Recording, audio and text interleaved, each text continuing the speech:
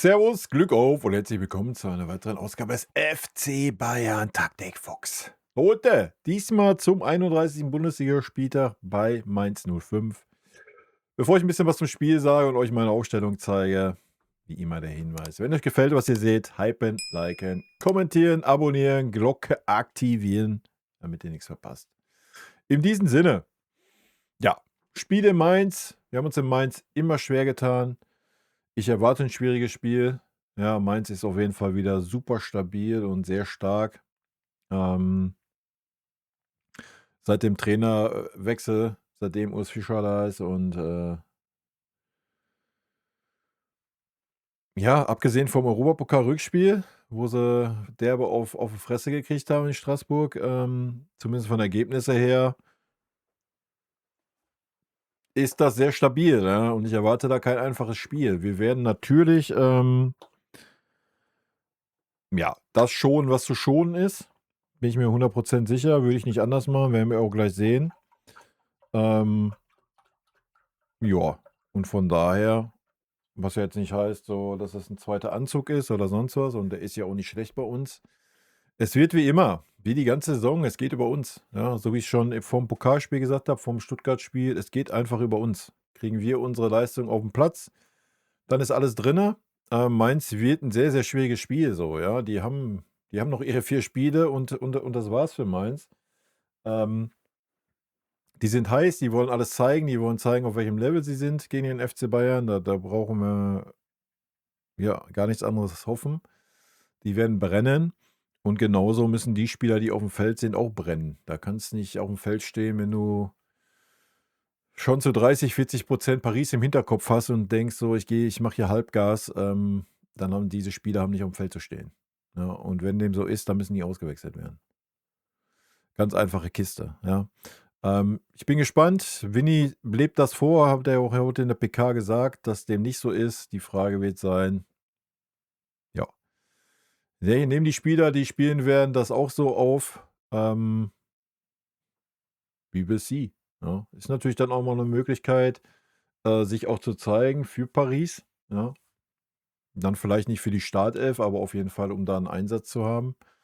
Ähm, ja, von daher bin ich sehr gespannt, ja, auf das Spiel. Ja, ansonsten am Ende des Tages, sind wir ehrlich, ist das Spiel für uns Spiel um die goldene Ananas, aber ich denke, wir haben natürlich immer den Anspruch, die Spiele zu gewinnen. Das hat auch Vinny. Und natürlich steht noch ein gewisser Torrekord im Raum. Ähm, I don't know. Wie gesagt, ich achte das als eins der schwierigsten Auswärtsspiele in der Bundesliga bei Mainz. Ja, zumindest wenn man sich unsere letzten Jahre, unsere Spiele da anschaut. Also, wer denkt, fahren da easy flockig hin und machen da 2, 3 Hütten und gewinnen da 3-1 oder sowas. Ich würde es mir wünschen, dass es so ist. Ich erwarte es nicht. Ja, ich erwarte es wirklich nicht. Ergebnistipp, boah, ich tippe 'n 2-1 für uns. Ja, und damit gehen wir mal rein, wie ich den Bums ins Rennen schicken würde. Ja, ich denke, Urbich gehört aufs Feld. Ich habe schon mehrfach gesagt, Manuel Neuer alle 3 Tage spielen zu lassen, macht aus in meinen Augen absolut gar keinen Sinn mehr.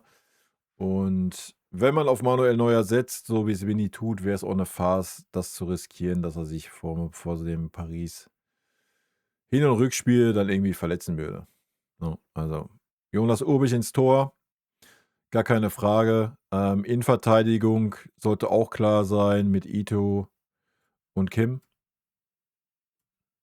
Ne? Ito, der wieder ein bisschen Spielpraxis kriegt. Min-Jae, ja, wie gesagt, ich habe schon öfter gesagt, sollte Upa oder Tah irgendwelche Probleme haben, auch in so einem Spiel wie gegen Paris, habe ich da relativ wenig Kopfschmerzen, 'n Min-Jae Kim reinzuwerfen. Der spielt für mich eine sehr, sehr starke Rückrunde, ja. Die beiden werden starten. Auf der linken Seite wird natürlich, wo ist er?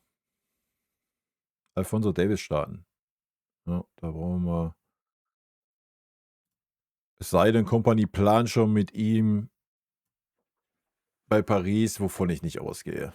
Ja, ich gehe davon aus, unser Standard Außenverteidigung wird Conny und Stanny sein gegen Paris. Und Davies wird als eventuelle Geheimwaffe, wenn man es so nennen möchte, dann da sein. Wobei, ich habe es ja schon gesagt gehabt, Davies gegen Paris vielleicht sogar Sinn machen würde aufgrund seiner Geschwindigkeit, aber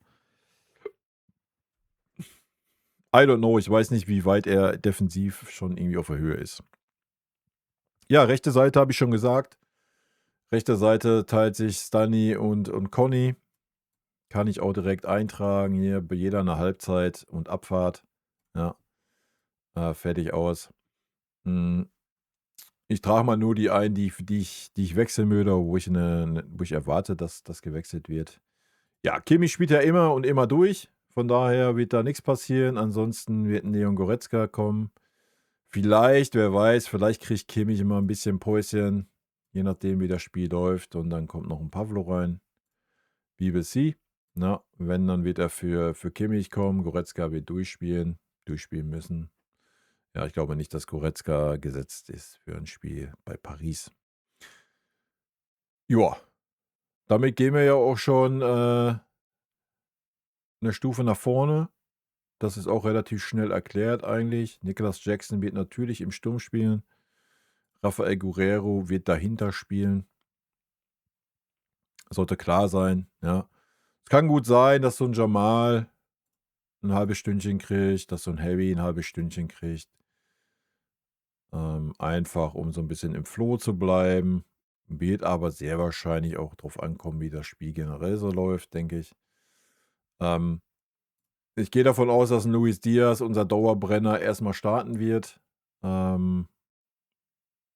Ich würde ihn auch starten lassen. Ich würde ihn aber dann auch auf jeden Fall, das heißt auf jeden Fall, ist halt schwierig so von der Ferne so die Fitness einzuschätzen. Ansonsten, ja, muss aus dem Campus was ins nasse Becken springen und gut ist. Ja, sollte ja auch nicht das Problem sein. Michael würde ich sehr wahrscheinlich.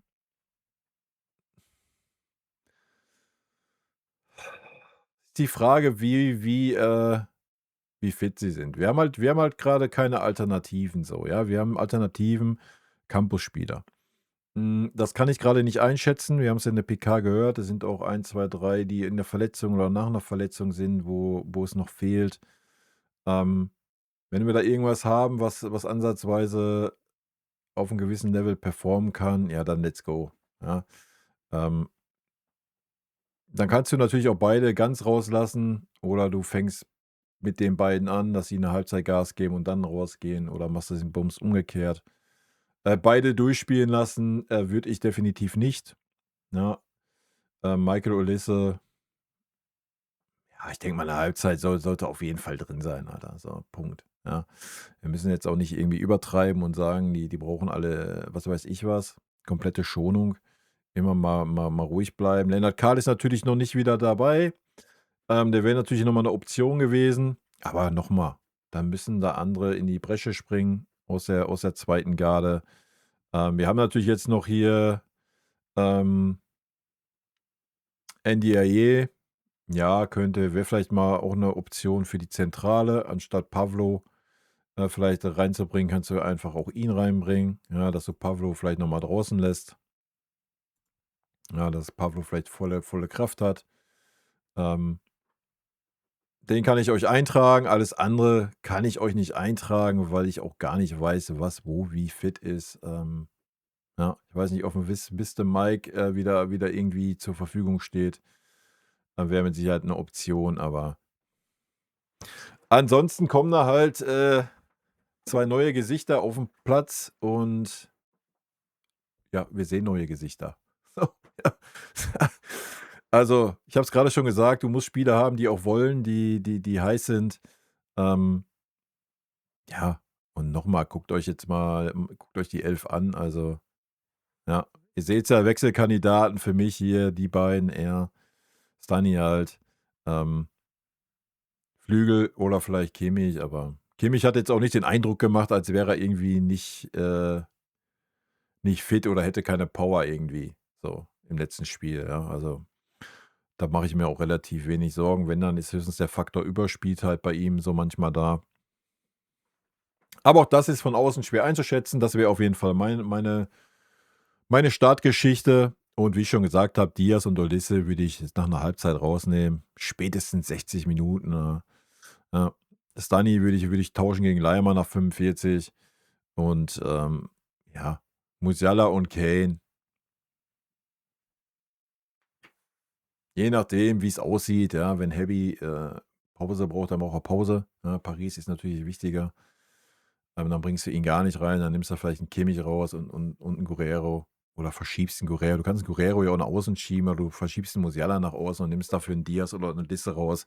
Ist ja jetzt nicht so, dass du hier 2 junge Jungs da reinwerfen musst. Das reicht ja auch, wenn du einen reinwirfst, und gut ist, ja. Also, ist natürlich 'n bisschen schade, dass auch Bischof grad nicht da ist und so was. Das wären natürlich alles sehr, sehr schöne Momente gewesen für ihn oder auch für Lennart Kahl. Ist natürlich 'n bisschen schade, 'n bisschen unglücklich, aber so ist es gerade und damit müssen wir leben. In diesem Sinne, Leute, rot-weiße Grüße gehen raus. Habt ein schönes Spiel, ein schönes Wochenende. Tschüssikowski.